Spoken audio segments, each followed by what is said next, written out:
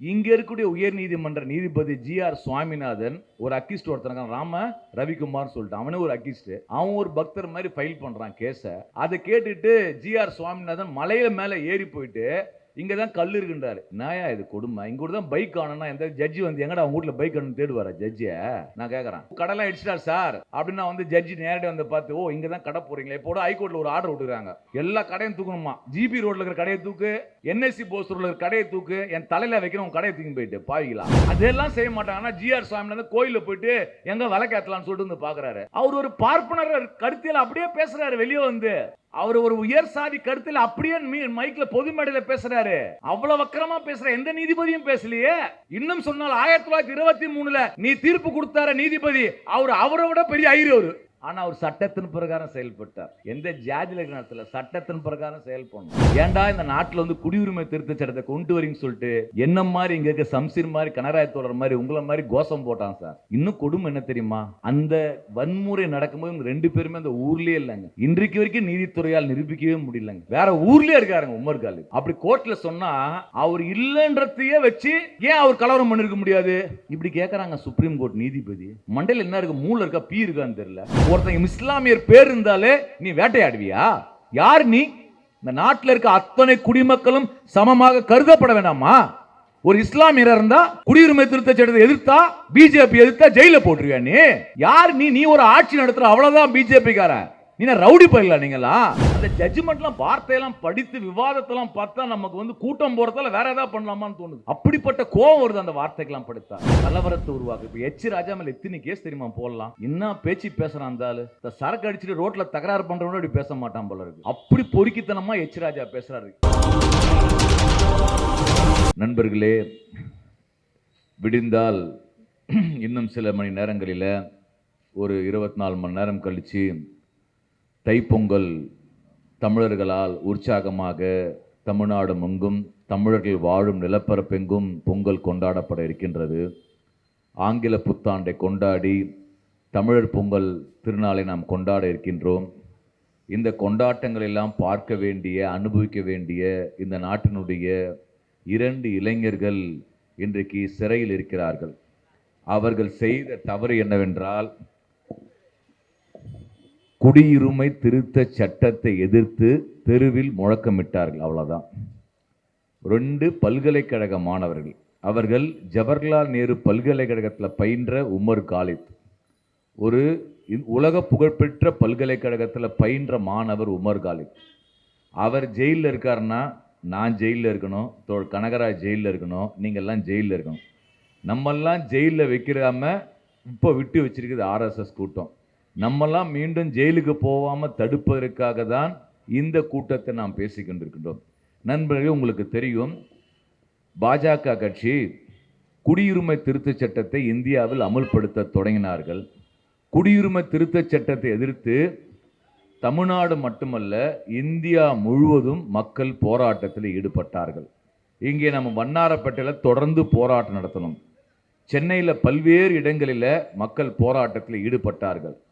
குடியுரிமை திருத்த சட்டத்துக்கு எதிராக போராடியவர்கள் இஸ்லாமியர்கள் மட்டுமல்ல, மத ரீதியாக மக்கள் போராடவில்லை. இந்திய நாட்டு மக்கள் குடியுரிமை திருத்த சட்டத்தை எதிர்த்து போராடினோம். ஏனென்றால் குடியுரிமை திருத்த சட்டம் என்பது பாபா சாஹேப் டாக்டர் அம்பேத்கர் அவர்கள் உருவாக்கி கொடுத்த அரசியல் சாசனத்துக்கு எதிரானது என்பதால் நம் நாட்டு மக்கள் அனைத்து அரசியல் கட்சியில சேர்ந்தவர்களும் போராடினார்கள்.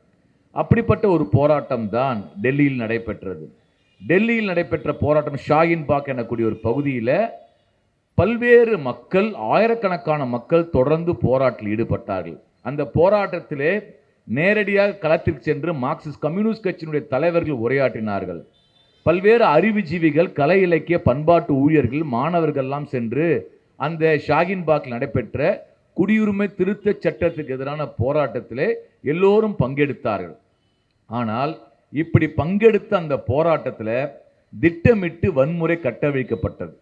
ஒரு 3 நாட்கள், பிப்ரவரியினுடைய 3வது வாரம், கடைசி வாரத்தில் 3 நாட்கள் ஷாஹின்பாக்கில் அமைதியாக அறவழியில் குடியுரிமை திருத்த சட்டத்தை எதிர்த்து நடைபெற்ற போராட்டத்தை வன்முறை வெறியாட்டம் நடைபெற்றது. அந்த வன்முறை வெறியாட்டத்தில் தலையிட்டவர்கள் என்ற அடிப்படையில் தான் அதற்கு காரணமானவர்கள் என்ற பேரில் காவல்துறை பலரை கைது செய்தார்கள். அந்த வன்முறை வெறியாட்டத்தில் 53 பேர் கொல்லப்பட்டார்கள். அந்த 53 பேர் கொல்லப்பட்டதில் 41 பேர் இஸ்லாமியர்கள். கிட்டத்தட்ட அந்த எஃப்ஐஆர்ல நீங்க போய் பார்த்தீங்கன்னா அவர்கள் போடப்பட்ட எஃப்ஐஆர்ல 262 பேருக்கு மேற்பட்ட நபர்கள் எஃப்ஐஆர்ல பதிவு செய்யப்பட்டார்கள்.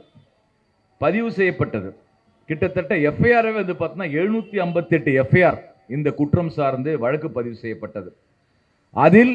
அதிலெல்லாம் இருந்து 18 பேர் மேல எஃப்ஐஆர் வழக்கு பதிவு செய்யப்பட்டு சிறையில் அடைக்கப்பட்டார்கள்.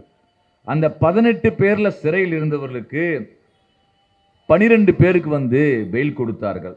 அப்புறம் 6 பேர் வந்தது. இப்போ என்னன்னா கடைசியாக இந்த மாதத்தினுடைய இந்த ஆண்டினுடைய தொடக்கத்தில் 2 நபர்கள் மட்டும் உமல் காலித்துக்கும் சர்ஜில் இமாமை தவிர மற்றவர்களுக்கு பிணை வழங்கினார்கள். உமர் காலித்துக்கும் சர்ஜில் இமாமுக்கும் ஏன் பிணை வழங்கவில்லை என்று சென்னையில் இருக்கக்கூடிய புதுப்பேட்டையில் இருக்கக்கூடிய தெருவில் இருந்து மார்க்சிஸ்ட் கம்யூனிஸ்ட் கட்சி உச்ச நீதிமன்ற நீதிபதியை பார்த்து கேள்வி கேட்குது. உன் சட்டம் என்ன எல்லாருக்கும் ஒண்ணுதானே? ஒரே எஃப்ஐஆர் கீழ் வழக்கு பதிவு செய்யப்படுறார்கள். அந்த வழக்கில் கீழ் பதிவு செய்யப்பட்டவர்களை விடுவித்திருக்கிறீங்க. விடுவித்தவர்கள் 2 பேரை மட்டும் ஏன் பெயில் கொடுக்கல? 5 வருடமாக ஏன் பெயில் கொடுக்கல என்ற கேள்வியை தான் நாம் இங்கே கேட்கின்றோம். இந்த வழக்கை நீங்க நம்ம நுட்பமா பார்த்தா எந்த அளவுக்கு அராஜகம் நடந்திருக்குன்னு நீங்க பாத்தீங்கன்னா, சம்பவம் நடந்தது 2020. 2020 நடைபெற்றவர்களுக்கு 18 பேர் மேல ஊப்பாவில் வழக்கு பதிவு செய்யறாங்க. இந்த ஊப்பாவில் வழக்கு பதிவு செய்தவர்கள் என்னன்னா, எப்போ இந்த கேஸ் விசாரணைக்கே வருகிறது என்று சொன்னால் 4 ஆண்டு காலம் எந்த நீதிமன்றத்திலும் விசாரணைக்கே வரவில்லை. இதை விட ஒரு அயோக்கியத்தனம் இருக்கின்றதா? இந்த நாட்டில் இருக்க நீதித்துறை எப்படி வேட்டையாடிச்சு தெரியுமா? இந்த சாதாரணமாக கவர்மெண்ட் ஆஃபீஸில் போனால், ஒரு தாசில் ஆஃபீஸ் போனால், இந்த செக்ஷன்லங்க அந்த டேபிளுக்கு போ, அந்த டேபிளுக்கு போ, இந்த டேபிளுக்கு போன்னு சொல்லிட்டு மாற்றி விடுவானுங்க இல்லையா? அதே மாதிரி டெல்லி உயர் நீதிமன்றம் அந்த நீதிமன்றத்துக்கு போ, இந்த நீதிமன்றத்துக்கு போ, உச்ச நீதிமன்றத்துக்கு போன்னு சொல்லிட்டு அலைய விட்டார்கள். அலைய விட்டு 4 வருஷம் கழிச்சு தான் கேஸே எடுக்கிறான். கேட்குறேன், யார் நீங்க எல்லாம்? ஒரு ரூல் ஆஃப் லா எல்லாருக்கும் சமம் தானே? சட்டத்தின் ஆட்சியின் கீழ் எல்லாரும் சமம் தானே? எப்படி நீங்க ஒரு ஆளுக்கு ஒரு சட்டத்தை, ஒருத்தங்க இஸ்லாமியர் பேர் இருந்தாலே நீ வேட்டையாடுவியா? யார் நீ? இந்த நாட்டில் இருக்க அத்தனை குடிமக்களும் சமமாக கருதப்பட வேண்டாமா? ஒரு இஸ்லாமியர் இருந்தா குடியுரிமை திருத்த சட்டத்தை எதிர்த்தா, பிஜேபி எதிர்த்தா ஜெயில போட்டுருவியா நீ? யார் நீ? நீ ஒரு ஆட்சி நடத்துற, அவ்வளவுதான் பிஜேபி கார. நீ ரவுடி பயில நீங்களா? உன்னை எழுத்து கோஷம் போட்டா ஜெயில வச்சிருவீங்களா? எப்படி நியாயமா இருக்கும்? இந்த கேடுகட்ட தனத்தை இந்தியாவில் இருக்கிற இடதுசாரி கட்சியில் தவிர பெரும்பாலான கட்சிகள் தட்டி கேட்கல. நியாயம் தானா இது? நான் காங்கிரஸ் கட்சி ராகுல் காந்தியில இருந்து இங்க இருக்கக்கூடிய திமுக, அதிமுக எல்லா கட்சி நண்பர்களையும் பார்த்து கேட்கின்றேன், இந்த 2 இளைஞர்களுக்காக நீங்கள் பேச வேண்டாமா? சட்டத்தின் பேரால் 2 இளைஞர்கள் 5 ஆண்டுகள் சிறையில் இருப்பது நியாயம் தானா? என்ன தப்பு செய்தார்கள் அவர்கள்? இன்குலாப் ஜிந்தாபாத் முழக்கமிட்டா தவறா? ஒரு சட்டத்திற்கு விரோதமாக குடியுரிமை திருத்த சட்டத்தை அமுல்படுத்த கூடாது என்று தெருவில் போராடினால் அது தவறா? அந்த தவறை நாங்களும் செய்வோம், நாங்களும் தொடர்ந்து செய்வோம். தப்பா இது? அதற்காக 2 பேரை 5 வருஷம் ஜெயிலில் வைப்பீங்களா? நண்பர்களை யோசிச்சு பாருங்க. இந்த சட்டத்தினுடைய விஷயத்தை பார்த்தா யார் யாரெல்லாம் குற்றவாளிகளோ அவன்லாம் இன்னைக்கு அமைச்சரா இருக்கான். யாரெல்லாம் அக்கிஸ்டோ, எவன்லாம் ஜெயிலில் இருக்கணுமோ அவன்லாம் அமைச்சர். அனுராக் தாக்கூர், பர்வேஷ் மிஸ்ரா, கபில் மிஸ்ரா, இவெல்லாம் பொறுக்கி பசங்க.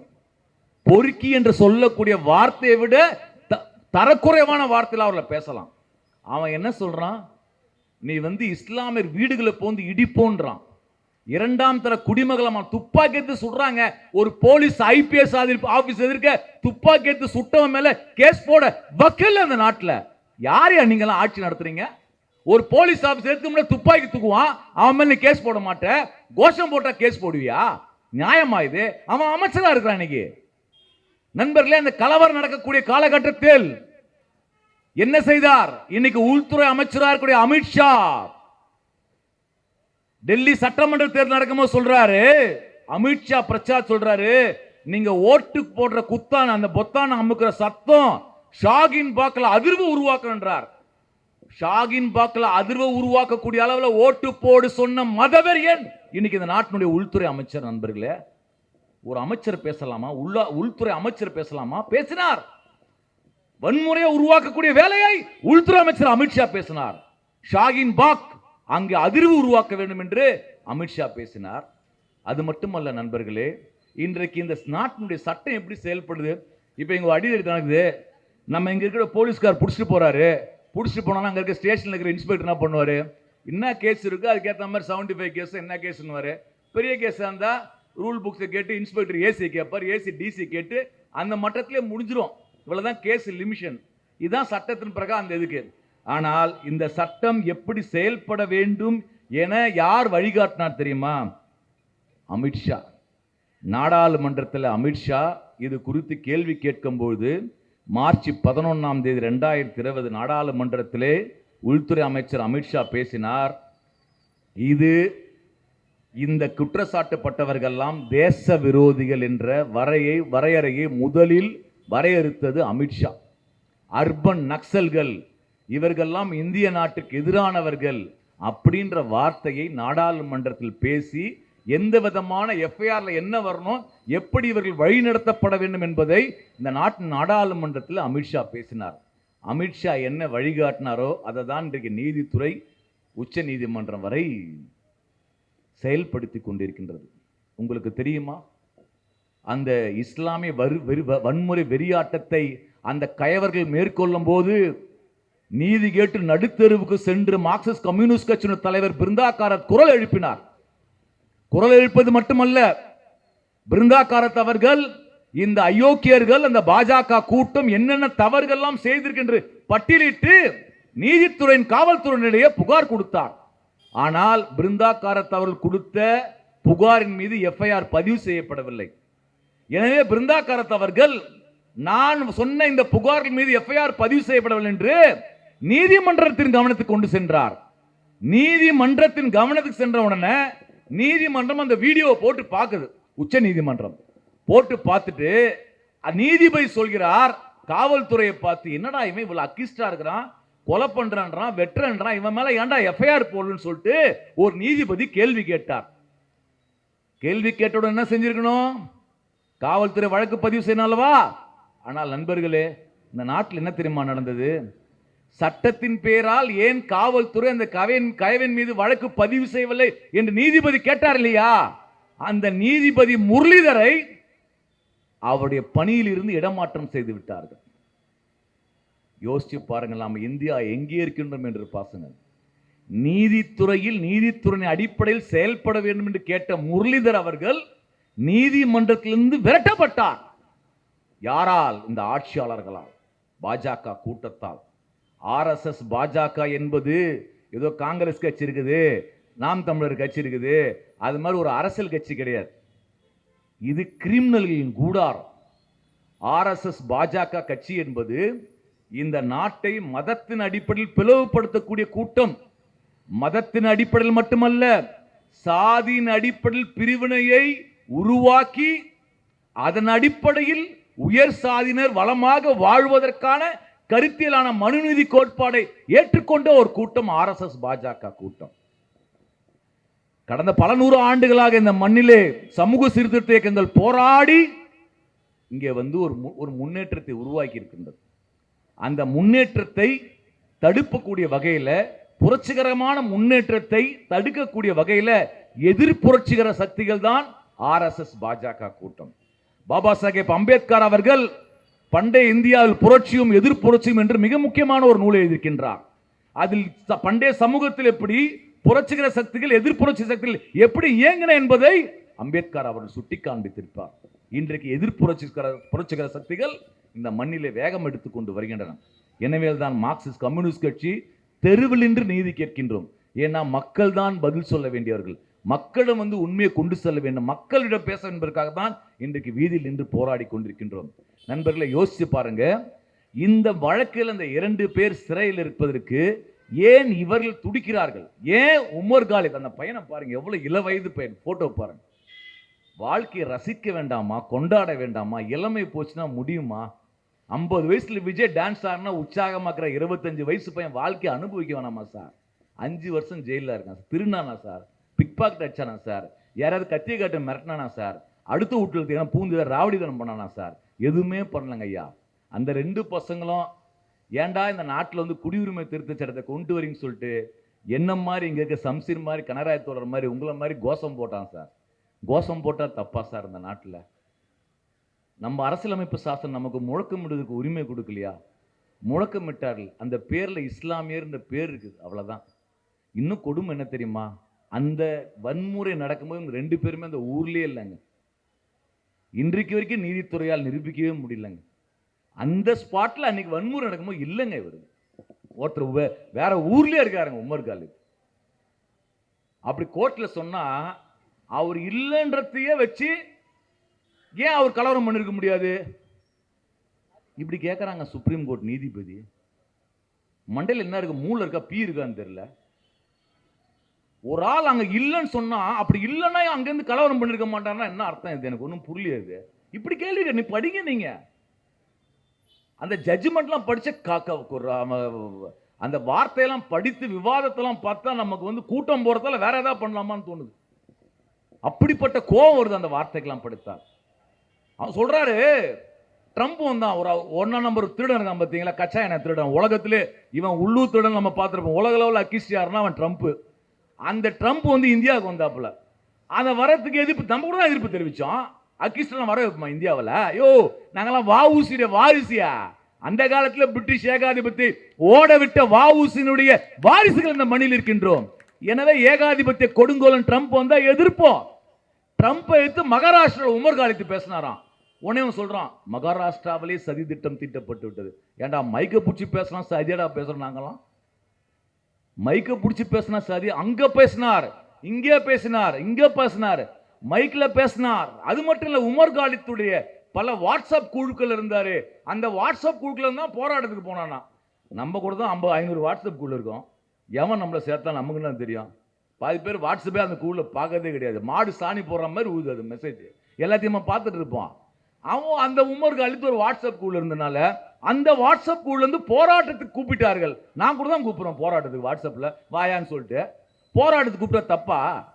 சரக்கடிக்கு கூட்டும் போறதே தப்பு இல்லைன்ற நீ. அவன் வெட்டுறதுக்கு வாடான்றான், கஞ்சா விற்கிறான், அவன்லாம் போய் பிடிச்சிருவேன் நீ. வாட்ஸ்அப்ல தான் எல்லாம் கஞ்சா விற்கிறாங்க, சரக்கு என்ன வேணுமான்னு கேட்கறானுங்க. அந்த வாட்ஸ்அப்ல சரக்கு விற்கிறேன் கஞ்சா விற்கிறேன் பிடிக்கிறதுக்கு வக்கில் இங்க இருக்கக்கூடிய நாட்டில் இருக்கக்கூடிய அதிகார வர்க்கத்துக்கும் காவல்துறைக்கும் போராட்டத்துக்கு வான்னு உமர் காலித் கூப்பிட்டாராம். அந்த வாட்ஸ்அப் குழுல இருக்கவர்கள் அந்த போராட்டத்தில் இருந்தார்கள். எனவே நீயும் கலவரம் உருவாக்கின. இப்படிலாம் எழுதி வச்சுக்கிறானுங்க எஃப்ஐஆர்ல.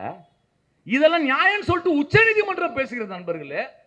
உச்ச நீதிமன்றம் சாதாரணமாக எக்மோர் கோர்ட் இருக்குது, இங்கேயே பல கேஸ் முடிஞ்சிடும். டிஸ்ட்ரிக்ட் கோர்ட்டு, அப்புறம் ஹைகோர்ட்டு, அப்புறம் பெஞ்சு, அப்புறம் சுப்ரீம் கோர்ட்டு. சுப்ரீம் கோர்ட் பெஞ்சு 2 பேரும் உட்காந்து இதெல்லாம் பேசுறாங்க. அப்படி என்றால் இந்தியா நாம் கண்ட இந்தியா அல்ல இன்றைய இந்தியா. இன்றைய இந்தியா என்பது இஸ்லாமியர்களை அழித்தொழிக்க வேண்டும், கிறிஸ்துவர்களை வேட்டையாட வேண்டும், தலித்துகளை ஆதிவாசிகளை 2ஆம் தர குடிமக்களை போன்று செயல்படுத்தப்பட வேண்டும், சூத்திர சாதியை சார்ந்தவர்களை வெறும் உழைப்பு சுரண்டல் செய்யக்கூடிய ஒரு நபர்களாக செயல்படுத்த வேண்டும் என்ற கருத்தியலோடு இயங்கக்கூடிய ஒரு ஆட்சியாளர் கீழ் நாம் வாழ்ந்து கொண்டிருக்கணும் என்பதை நாம் ஞாபகப்படுத்திக் கொள்ள வேண்டும். கலவரத்தை உருவாக்கு. இப்ப எச் ராஜா மேல எத்தனை கேஸ் தெரியுமா போடலாம்? என்ன பேச்சு பேசுறான் அந்த ஆளு. சரக்கு அடிச்சுட்டு ரோட்ல தகராறு பண்றவங்க அப்படி பேச மாட்டான் போல இருக்கு. அப்படி பொறுக்கித்தனமா எச் ராஜா பேசுறாரு. கேஸே போடல இங்க. அவர் ஜாலியா போயிட்டு எல்லாரையும் மிரட்டுறாரு. இங்க திருப்பரங்குன்றத்துல முருகனுக்கு மேல எல்லாம் நாங்க கார்த்திகை தீபம் அவன் வீட்டுல எத்தனை அகல் இருக்கு அத்தனை அகல்ல வந்து விளக்கேற்றிட்டு தான் இருக்கிறோம். எண்ணெய் அதிகமா இருந்தா 12 அகல் வைப்போம், 24 அகல் இருப்போம். எண்ணெய் இல்லையா 4 அகல் விளக்கு, அவ்வளவுதான். நீ கார்த்திகை தீபத்தை பத்தி உனக்கு தெரியும். கார்த்திகை தீபம் இங்க வந்து காலங்காலமாக அந்த மலையின் மேல வந்து திருப்பரங்குன்றத்து மேல தீபம் ஏற்றப்படுகிறது. இங்க இருக்கிற பிஜேபிக்காரன் ஆர்எஸ்எஸ் காரன் என்ன பண்றாங்க, அங்க இருக்கக்கூடிய தர்கா பக்கத்துல போய் தீபம் ஏத்துறான்றான். அங்க இருக்கிற ஐயர் சொல்றாரு கோயில் இருக்கிற இருக்காருல்ல முருகனுக்கு, அவங்களாம் சொல்றாங்க, யோ இங்கே தான் நாங்கள் தீபம் ஏற்றிட்டு இருக்கிறோம், ஆனால் அங்கே தான் ஏற்றுனாங்க. சாமி பக்கத்துல இருந்து தீபம் ஏத்துறன்னு சொல்ற ஐயரு கரெக்டா சொல்றாரு, அந்த பக்தர்கள் அங்கே ஏத்துறாங்க. ஆனால் ஆர்எஸ்எஸ் பிஜேபி தர்கா இருக்கிற கல்ல போய் ஏத்துறான்றான். அப்படி கிடையாதுன்றாங்க. 100 வருஷம் வழக்கத்தை எதுவுமே கொடுக்குறாங்க, ஆவணமா கொடுக்குறாங்க. இங்க இருக்கக்கூடிய உயர் நீதிமன்ற நீதிபதி ஜிஆர் சுவாமிநாதன் ஒரு அக்கிஸ்ட் ஒருத்தன ராம ரவிக்குமார் சொல்லிட்டு, அவனே ஒரு அக்கிஸ்ட், அவன் ஒரு பக்தர் மாதிரி ஃபைல் பண்றான் கேஸை. அதை கேட்டுட்டு ஜிஆர் சுவாமிநாதன் மலையில மேலே ஏறி போயிட்டு இங்கே தான் கல் இருக்குன்றாரு. நாயா இது கொடுமை, இங்க கூட தான் பைக் ஆனோன்னா எந்த ஜட்ஜி வந்து எங்கடா அவங்க வீட்டில் பைக் ஆனு தேடுவாரா ஜட்ஜியை? நான் கேட்குறேன், எங்கள் கடைலாம் அடிச்சிட்டார் சார் அப்படின்னா வந்து ஜட்ஜி நேரடியாக வந்து பார்த்து, ஓ இங்கே தான் கடை போகிறீங்களா? இப்போ ஹைகோர்ட்டில் ஒரு ஆர்டர் விட்டுருக்காங்க, எல்லா கடையும் தூக்கணுமா, ஜிபி ரோட்டில் இருக்கிற கடையை தூக்கு, என்எஸ்சி போஸ் ரோட்டில் இருக்கிற கடையை தூக்கு, என் தலையில் வைக்கணும் உன் கடையை தூக்கி போயிட்டு பாவிங்களா. ரோட்டில் தான் கடை இருக்கும், தெரு ஓர கடை எதுக்கு பேர் வச்சுக்கிறான், தெரு ஓரத்தில் கடை வைப்பான், உன் தலையில் வைக்க முடியும், அதுக்கு ஒரு ஆர்டரு. கடை ரோட்டில் கடை வைக்கக்கூடாதுன்னா எங்கே போய் வாழ்றது? சுடுகாட்டில் வாழ முடியும். ஜிபி ரோட்டில் 100 வருஷம், இப்போ 100 ஆண்டு காலமாக கடை இருக்குது அங்கே, இப்போ ஸ்பேர் பார்ட்ஸ் கடை, கடை எடுத்துடும் பாரு, ரோட்டில் இன்னும் போராடுவோம். என்எஸ்சி போஸ்டில் கடை எடுன்றன்னு விட்டுருவோமா நாங்கள்? நீ ஜட்ஜி சொன்ன கேட்டணுமா? ஜட்ஜ்மெண்ட் தான் ரோட்டில் ஓட முடியுமா? சரி கடை எடுத்துனா பண்ணுவ, பெரிய பெரிய ஆடிக்கார திரும்பி வச்சிருவ, சாதாரண நடக்க முடியுமா? எப்படியா வாழ்றது நாட்டில்? இது என்ன நீதித்துறை ஒன்றும் தெரியலையே. இதுக்கெல்லாம் வந்து ஜட்ஜி வந்து நேரில் வந்து பார்க்கட்டுமே, ஜிபி ரோட்ல வந்து பார்த்து எங்க வியாபாரம் சொல்லிட்டு அளந்து கொடு, கடை என்எஸ்சி போஸ்ட் கூட அளந்து கொடுங்க, அளந்து கொடுத்த தீர்ப்பு அமுல்படுத்தல, அதையும் கேட்கல, அதெல்லாம் செய்ய மாட்டாங்கன்னா ஜிஆர் சுவாமிநாதன் கோயிலில் போயிட்டு எங்க விளக்கேற்றலாம்னு சொல்லிட்டு வந்து பார்க்குறாரு. அவர் ஒரு பார்ப்பனர் கருத்தியல் அப்படியே பேசுறாரு வெளியே வந்து. அவர் ஒரு உயர் சாதி கருத்தில் அப்படியே மைக்ல பொது மேடையில் பேசுறாரு. அவ்வளவு வக்கரமா பேசுற எந்த நீதிபதியும் பேசலையே. இன்னும் சொன்னால் 1923 நீ தீர்ப்பு கொடுத்தார நீதிபதி, அவரை விட பெரிய ஐயர் அவரு. ஆனா அவர் சட்டத்தின் பிரகாரம் செயல்பட்டார். எந்த ஜாதியில நடத்தல, சட்டத்தின் பிரகாரம் செயல்படணும். இங்க வன்முறை உருவாக்கல. இப்ப தமிழ்நாட்டில் வன்முறை உருவாக்குறார்கள். இந்த வன்முறையை 2020 அங்க டெல்லியில நிகழ்த்திய கூட்டம், அந்த நிகழ்த்தியது யாரு? பிஜேபி காரர்கள். தோடல அந்த எஃப்ஐஆர்ல சொல்றாங்க இவங்க என்னென்ன பண்ணார்கள் என்பதை நீங்க பாத்தீங்கன்னா, ஜட்ஜி சொல்றார் முரளிதருடைய அவர் கேள்வி கேட்கிறார். என்ன சொல்றாருன்னா வந்து, ஜனவரி 22 மோடி அரசாங்கம் அமைச்சராக கூட அனுராக் தாக்கூர் தேச துரோகிகளை சுடு என்று தீவிரவாத தூண்டுதலான முழக்கங்களை ஊக்குவித்தார். யாரு? மினிஸ்டர் அனுராக் தாக்கூர். இதை வந்து பார்த்தீங்கன்னா பிப்ரவரி 28 அன்று எம்எல்ஏ கபில் மிஸ்ரா கலவரம் தொடங்கிய மனோஜ்பூரில் காவல்துறை வந்து சிஐஏ எதிர்ப்பு போராட்டக்காரர்கள் அகற்றவில்லை என்றால் நானும் என் ஆதரவாளர்களும் தெருவில் இறங்கி அகற்றுவோம், வெட்டுவோம், குத்துவோம் என்று பேசியது பிஜேபி எம்எல்ஏ கபில் மிஸ்ரா. இது எல்லாம் வீடியோ எடுத்து போயிட்டு பிப்ரவரி 28 உயர் நீதிமன்றத்தின் நீதிபதி முரளிதர்கிட்ட கொடுத்தா அவர் அந்த வீடியோ பார்த்துட்டு தான் வழக்கு பதிவு செய்ய சொல்றாரு. ஆனா இவரை தூக்கி நீதிமன்றத்தில் வெளியே அனுப்பிச்சிட்டாங்க. நீதிமன்றத்தில் நீதிபதி வெளியே அனுப்பிச்சிட்டாங்க. இப்ப ஜிஆர் சுவாமிநாதன் மாதிரி நீதிபதி எல்லாத்தையும் செட் பண்ணிட்டு வரான்னு அர்த்தம். இப்ப தமிழ்நாட்டில் அந்த செட்டிங்கு தயாராகிறான்னு அர்த்தம். எனவே தான் தமிழ்நாட்டில் நாம் இந்த பிரச்சனையை கவனமாக கையாள வேண்டும் என்பதற்காக தான் சொல்கிறோம். இதுல உமர் காலித் மீது சொன்னாங்க இல்லையா, அந்த எஃப்ஐஆர்ல நீதித்துறையில் அப்படியே போட்டிருக்காங்க. நான் படிக்கிறேன் பாருங்க, அதனுடைய அரைகுறை மொழி, அதனுடைய சாராம்சத்தை தமிழாக்கம். உமர் காலித் பல வாட்ஸ்அப் குழுக்களில் செயல்பட்டு அவற்றின் ஒரு பகுதியாக இருந்தார். அந்த குழுக்களில் கலவரத்திற்கு காரணமான சதிகாரர்கள் சாலைகளை மூடி போக்குவரத்தை முடக்குவது பற்றி விவாதித்தனராம். உமர் காலித் இருந்த வாட்ஸ்அப் குழு என்ன சொன்னாங்களா, ஆர்ப்பாட்டம் ரோட்டை மூடியா மறியல் பண்ணணும் பத்தியா, இப்படி நம்ம பண்ண ரோட்ல மறியல் போய் எல்லாம் நிறுத்து வண்டியை ஸ்டாப் பண்ண சொல்லும் பத்தியா, அப்படி சொன்னாரு. அந்த குழுக்கள் இருக்கவங்க சொன்னாராம். எனவே அது இவர் காரணம். ரெண்டாவது, பல சாட்சிகள் கலவரம் தொடங்கிய பிறகு மற்ற குற்றம் சாட்டப்பட்டவர்கள் உமருக்கு பல அழைப்புகளை செய்தனர். இது அவர் கலவரத்தில் ஈடுபட்டதை காட்டுகிறதாம். ஆர்ப்பாட்டம் பண்ணாங்க உமர் காலித்துக்கு, எப்பா உமரு அஷ்டாடா சாமி அப்படின்னு போன் பண்ணாருன்னா இவர் தான், இது ஒரு குற்றமா இவர் உள்ள வச்சிருக்கிறது. மூன்றாவது சொல்றாரு பாருங்க, பல சாட்சிகள், அந்த சாட்சிகள் யாருடைய அடையாளங்களும் வெளியிடப்படவில்லை என்ற நிலையில் அவர்கள் காலித் மீது குற்றச்சாட்டுகளை முன்வைத்தனர். காலித் போக்குவரத்து முடக்கத்தை ஆதரித்ததாகவும் அரசாங்கத்தை கவிழ்க்க வேண்டுகோள் விடுத்ததாகவும் ஆவேச பேச்சுகளை பேசியதாகவும் சொல்கிறார்கள். எங்க நீதித்துறையின் ஆர்டர்ல சொல்லுது, சொல்கிறார்கள். யார் சொல்றா? நீதித்துறைக்கே தெரியாது. எவனும் சொல்றான், அது நீதிமன்றம் வாந்தி எடுக்கிறது. அப்போதைய அமெரிக்க அதிபர் டொனால்ட் ட்ரம்பின் மகாராஷ்டிரா வருகையை குறிப்பிட்டு காலித் உரை நிகழ்த்தினார். ஒரு சாட்சியின்படி, ஒரு சாட்சி, ஏதோ ஒரு சாட்சி விட்னஸ் சொல்லுது, ஒரு சாட்சியின்படி அவர் மக்களை சாலைகளுக்கு வந்து போராட அழைப்பு விடுத்தார். நாங்களே சொல்றோம், வாங்க ரோட்ல வந்து போராடணும். ரோட்ல வந்து போராடு சொல்றது தீவிரவாத குற்றமா இந்தியாவில்? இது சுப்ரீம் கோர்ட் சொல்லுது. அடுத்தது பாருங்க, டெல்லி உயர் நீதிமன்றம் என்ன சொல்லுதுன்னா, உமர் காலித் ஒரு புரட்சிக்கு அழைப்பு விடுத்தார், அது பொதுமக்களிடம் தாக்கத்தை ஏற்படுத்தும் என்றும் அவர் நம்பினார் என்றும் நீதிமன்றம் சொல்லுது. ரத்தம் சிந்திதான் எதையும் சாதிக்க வேண்டும் என்பது சரியானதல்ல என்று அவர் நம்பினார் என்றும் குறிப்பிடப்பட்டுள்ளது. ரத்தம் சிந்திதான் புரட்சி நடக்கணும்னு சொல்லிட்டு உமர் காலித் நம்பல, ஆனா புரட்சிக்கு ஆளை கூப்பிட்டாராம். இதெல்லாம் நீதிமன்றத்தில் எழுதியிருக்கு நண்பர்களே.